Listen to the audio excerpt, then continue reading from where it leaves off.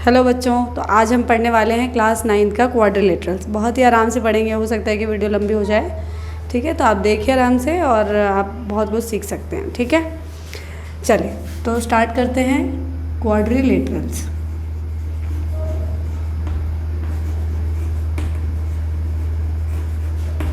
ठीक है, क्वाड्रिलेटरल्स का मतलब क्या होता है? क्वाड मतलब होता है 4 एंड लेटरल मतलब होता है साइड, यानी कि ऐसी फिगर जिसमें 4 साइडें हों या 4 एंगल हो, 4 वर्टेक्स हो, उसको हम क्या बोलते हैं? क्वाड्रिलेटरल बोलते हैं। लेकिन इसमें 2 डायगोनल्स भी होते हैं। ठीक है, तो क्वाड्रिलेटरल क्या होता है? A quadrilateral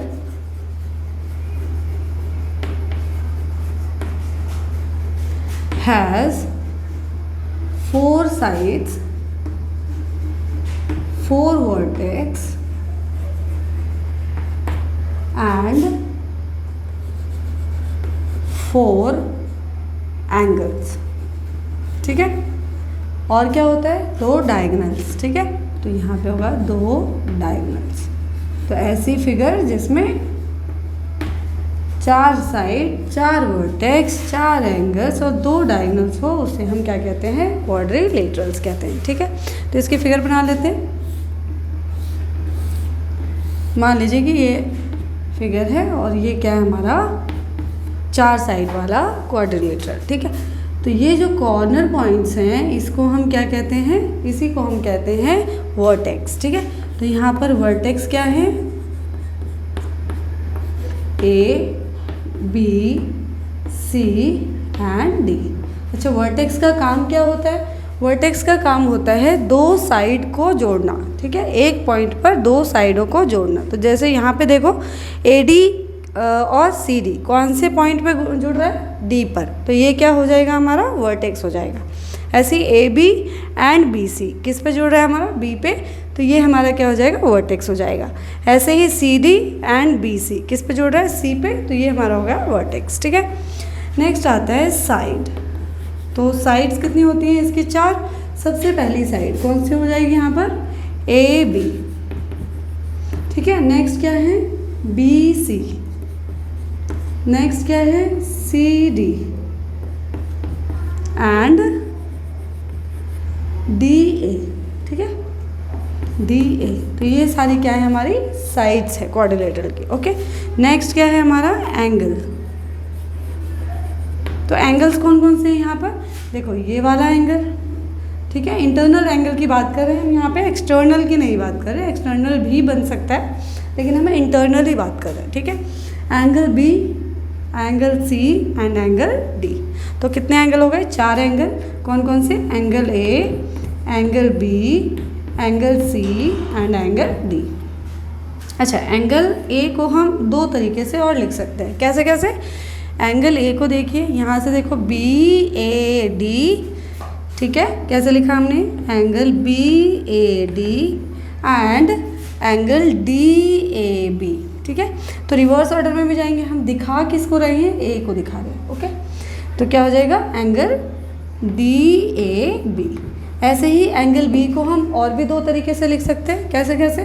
A B C and C B A. तो इस केस में भी हमने किसको डिनोट किया है? एंगल बी को ही डिनोट किया है।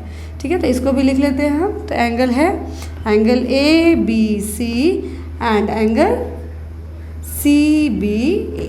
ठीक है, ऐसे ही हम सी को भी लिख लेंगे और डी को भी लिख लेंगे। डन। तो अब सीधा पता चल गया होगा सी को हम कैसे लिख सकते हैं? B C D, angle B C D and angle D C B. ठीक है, एंगल डी सी बी। ठीक है, नेक्स्ट आता है हमारा एंगल डी। एंगल डी को क्या लिखेंगे? C D A, angle C D A and angle A D C. ठीक है, एंगल ए डी सी। तो आप बोलेंगे मैम ऐसे क्यों लिखवाया आपने? तो जब हम क्वाड्रिलेटरल चैप्टर के क्वेश्चंस करेंगे, तो क्वेश्चंस में आपको दिखेगा कि किसी भी तरफ से आपको एंगल्स को लिखना पड़ सकता है। ठीक है, रिक्वायरमेंट है क्वेश्चंस की, तो इसलिए हमें पता होना चाहिए कि एक एंगल को हम कितने वेज में लिख सकते हैं। क्लियर? तो ये था हमारा क्वाड्रिलेटरल। ठीक है, अच्छा, इसमें 2 चीज़ें और क्या होती हैं? डायगोनल्स होते हैं। डायगोनल कौन कौन से होते हैं? ए एंड सी, जिसको हम क्या बोलेंगे? अगर आप अपने मान लीजिए कि आप रूम में बैठे हैं अपने, तो रूम के दोनों साइड्स को देखेंगे, ऊपर वाली छत को देखिए तो दो कॉर्नर जो साथ में नहीं है, पड़ोसी नहीं है अपने, अगर हम उन दोनों कोने को मिला दें तो क्या बन जाएगा, हमारा डायगोनल बन जाएगा। ठीक है, तो ऐसे ही यहाँ पर क्या हो जाएगा, ए सी एंड यहाँ पे हो जाएगा बी डी, यानी डायगोनल हमारे क्या हो गए, दो डायगोनल हो गए। तो डायगोनल्स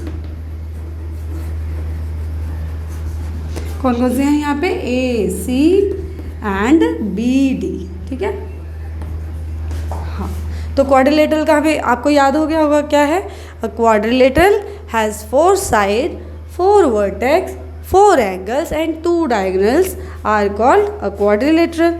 और यहाँ पर हमें ये भी पता चल गया कि हम कैसे इसको डिनोट करेंगे। ठीक है, अब इसके कितने टाइप्स होते हैं, इसके टाइप्स होते हैं 6। ठीक है, कौन कौन से टाइप्स होते हैं, तो सबसे पहले आता है parallelogram.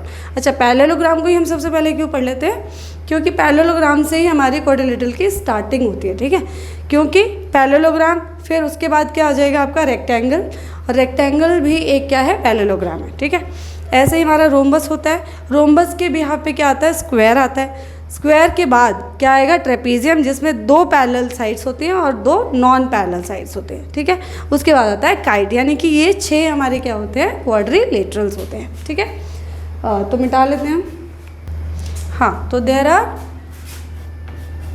Are 6 types of quadrilateral. ठीक है,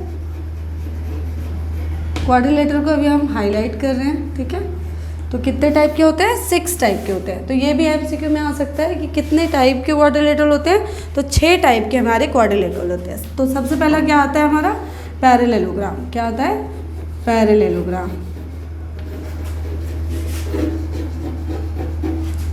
कैसे, क्यों इसको पैरेललोग्राम बोलते हैं, तो एक एक करके हम इसको जानेंगे। ठीक है, पैरेललोग्राम में देखिए, इसका अगर इसको आप तोड़ोगे तो पैरेलल आपको दिखेगा, यानी कि ऐसे पेयर्स ऑफ अपोजिट साइड्स जो पैरेलल होते हैं उसको हम पैरेललोग्राम कहते हैं। ठीक है, जैसे यहाँ पे देखिए, यहाँ पे आप देखेंगे तो सामने वाले जो दोनों साइड हैं वो क्या है, एक दूसरे के पैरेलल हैं, मतलब पैरेलल लाइंस हैं। ठीक है, जो आपस में कभी मीट नहीं करेंगे। ठीक है, ऐसे ही दोनों यहाँ पर भी क्या है, ये पैरेलल है, यानी कि ये दोनों साइड जहाँ तक भी आप ले जाएं कभी मीट नहीं करेंगी, that is called parallel lines. ठीक है, सेम ईयर यहाँ से भी हम ड्रॉ करें तो ये भी क्या हो जाएगा, पैरेलल हो जाएगा, जो हमारा कभी भी मीट नहीं होगा। ठीक है, तो उसको हम पैरेललोग्राम कहते हैं। तो आप क्या बोलेंगे कि पैरेललोग्राम क्या होता है, व्हेन 2 अपोजिट साइड या 2 pair of opposite sides are parallel, that it is called a parallelogram. ठीक है, तो पहली जो डेफिनेशन होती है इसकी, तो ये हम लिख सकते हैं, व्हेन 2 पेयर ऑफ, या अ पेयर ऑफ भी लिख सकते हो क्योंकि 2 तो वैसे ही हुए हैं ना, pair of opposite side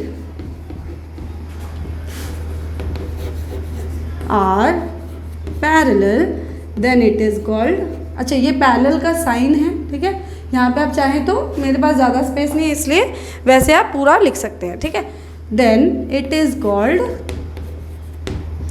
a parallelogram. ठीक है, अ पैरेललोग्राम। डन, तो मैं अब से ऐसे लिखूंगी इन शॉर्ट, क्योंकि पैरेललोग्राम की स्पेलिंग बहुत लंबी है। ठीक है, तो हम बार बार ऐसे लिखेंगे तो आप समझ जाएंगे कि पैरेललोग्राम का ही इसका मतलब पैरेललोग्राम है। ठीक है, चलिए, तो 2 pair of opposite sides are parallel, then it is called a parallelogram.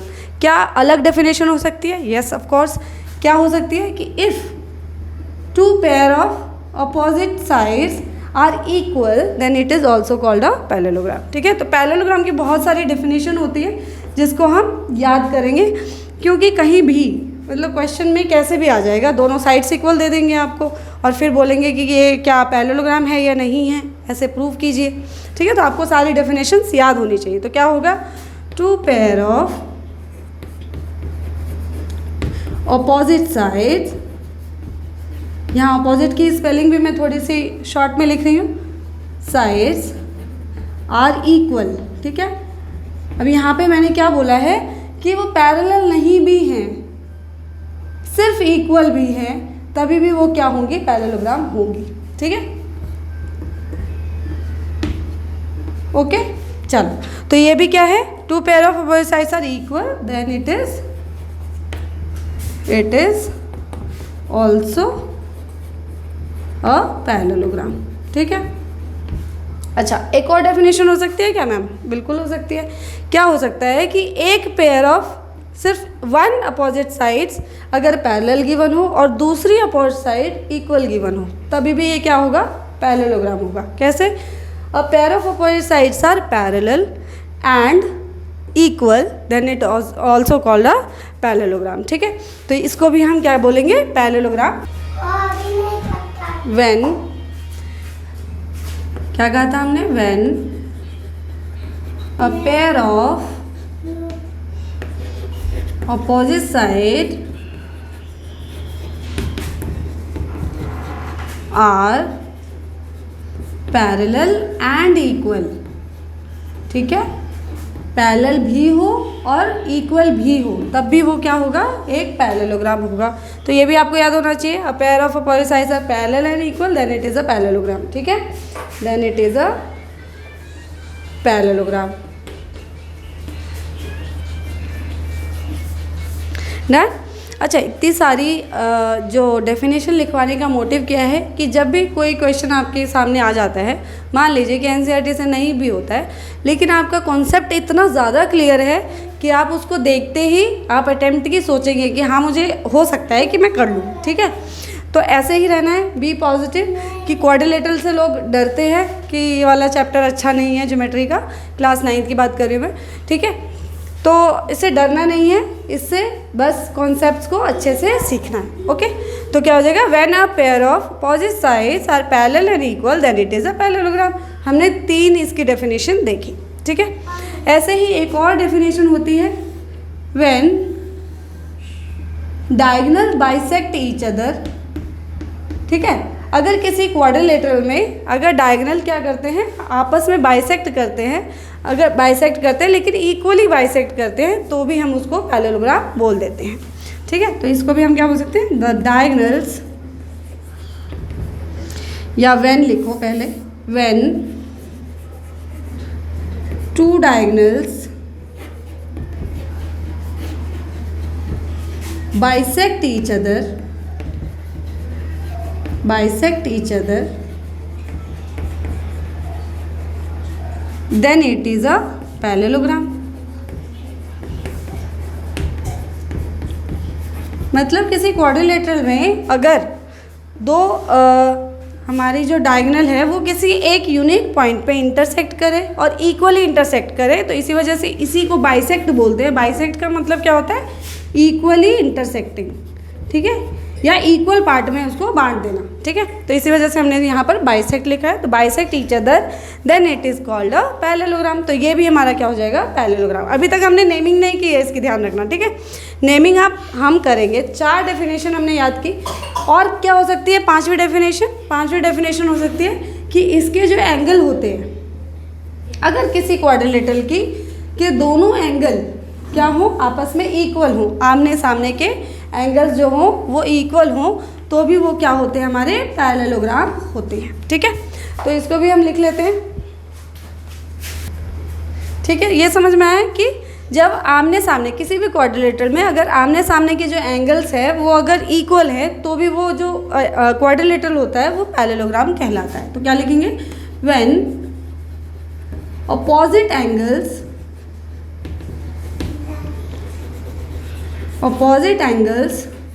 of a quadrilateral are equal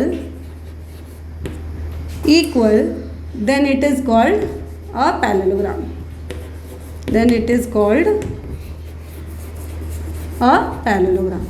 तो सबसे ज़्यादा जो डेफिनेशंस हमें याद रखनी होती है वो पैरेललोग्राम की ही याद रखनी होती है, क्योंकि पैरेललोग्राम से ही चीज़ें शुरू होती हैं। ठीक है, तो पैरेललोग्राम अगर कोई चीज़ है तो वो क्या होगी, ये सारी प्रॉपर्टीज़ उनमें ऑलरेडी होगी। ये सारी डेफिनेशंस आपको याद होनी चाहिए। चाहे आप रेक्टेंगल की बात करें तो rectangle is also a parallelogram. तो पैरेललोग्राम की अगर प्रॉपर्टीज़ याद नहीं होगी तो आगे हम रेक्टेंगल की भी नहीं याद कर पाएंगे और सारे क्वाड्रिलेटरल्स की याद नहीं कर पाएंगे। ओके, चलो तो आगे बढ़ते हैं। इसकी जो प्रॉपर्टीज़ होती हैं उसको भी हम अलग अलग से देख लेते हैं। ठीक है।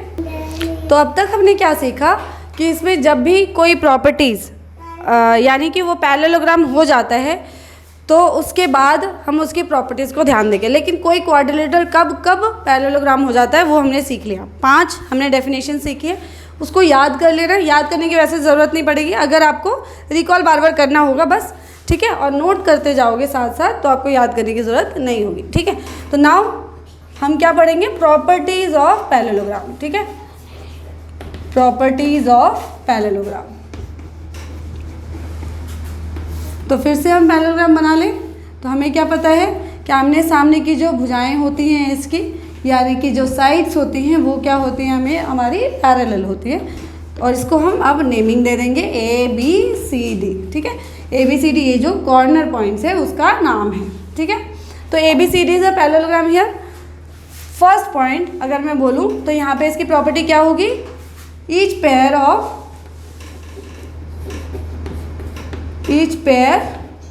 आर पैरेलल, ठीक है। सिंपल सी बातें याद रखनी है, छोटी छोटी डेफिनेशंस याद रख लो जिससे आपको याद हो जाए कि व्हाट इज द प्रॉपर्टीज, ठीक है। फिर ईच पेयर आर इक्वल, ठीक है, ठीक है, इक्वल भी होगा, ये वाली साइड इसके इक्वल और ये वाली साइड इसके इक्वल, ठीक है।